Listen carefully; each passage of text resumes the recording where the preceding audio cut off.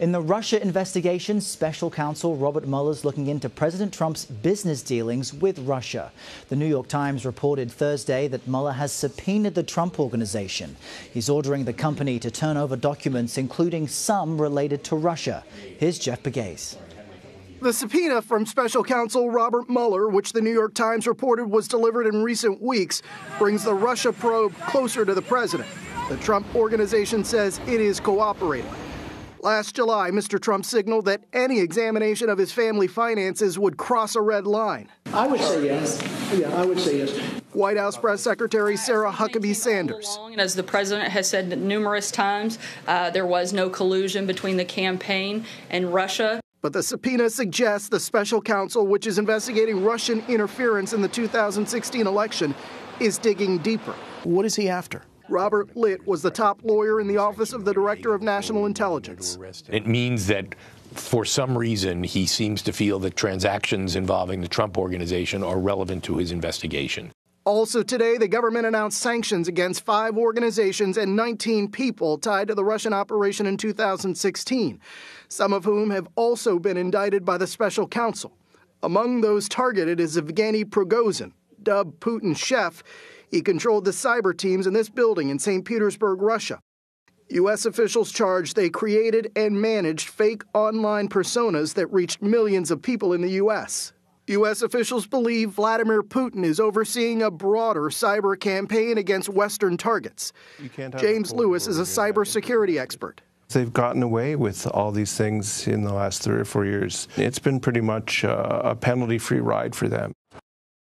You will not find a lot of people who believe that sanctions alone will stop the Russian attacks. Today, an alert went out warning that Russian hackers have been targeting power grids and other critical infrastructure, but so far, U.S. officials believe that they have been able to disrupt those attacks. Errol. Jeff, I want to ask you about the subpoena reportedly from the special counsel for Trump Organization documents. Is it a sign in any way that the investigation is broadening? And if so, what areas is it now encompassing? Well, it is a good sign that the investigation is broadening. We don't know specifically what investigators are looking for, but if they are going for documents related to the Trump Organization, it may suggest that they are looking for some business deals, perhaps related to business deals in Russia. But really, it's hard to tell. But what is not difficult to figure out is that this is clearly an investigation that is broadening. It is not wrapping up. You know, obviously, late in 2017, the president's attorneys on this issue were telling him that this was an investigation that was, at that point, wrapping up. But this is another sign, and obviously we're in March now, so this is another sign that this investigation is still ongoing and has several weeks, several months perhaps to go.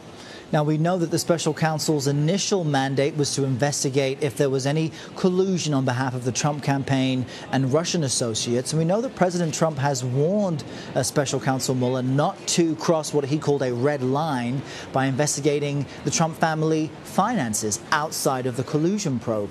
Does this subpoena cross that line? The White House resisted answering that question today. Well, yeah, and you know, obviously they would have to be the ones to answer that question, but it's clearly something that the president said in that interview with the New York Times. So he is clearly concerned about what they may find if investigators dig into the family finances. But whether it is that red line, we'll have to see. Today, Sarah Sanders said that they are cooperating with this investigation. Now, there were reports recently, I don't think we confirmed them, that perhaps President Trump is trying to negotiate with the special counsel on if he was to be interviewed, could they assure him that it would all be wrapped up within 60 days? Could this subpoena of Trump Organization documents cloud or impact any negotiation about a potential Trump interview? Well, it may in some way, but it's really hard to fight any type of interview with someone like Robert Mueller. So it's really going to be difficult for the president's attorneys on this issue to fight the special counsel. At some point, if this is something that the special counsel is seeking, to sit down and interview the president, and it sounds like it is really going to be hard for them to avoid that. And just quickly, Jeff, while we have you, in your piece, you discussed the sanctions aimed at Russians that the White House announced Thursday. Are U.S. officials confident that these sanctions will be in any way a deterrent for Russia to simulate what they did in this past election? Well, sure, there is a camp of experts who believe that sanctions are a good deterrent. It is something that, proven over time, Vladimir Putin certainly does not like.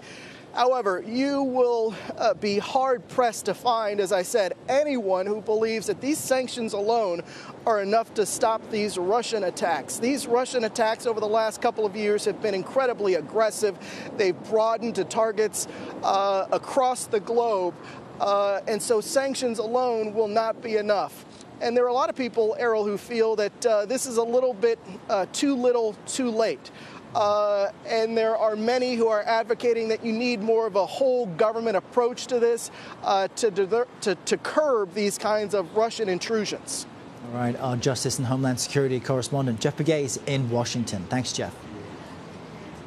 My pleasure.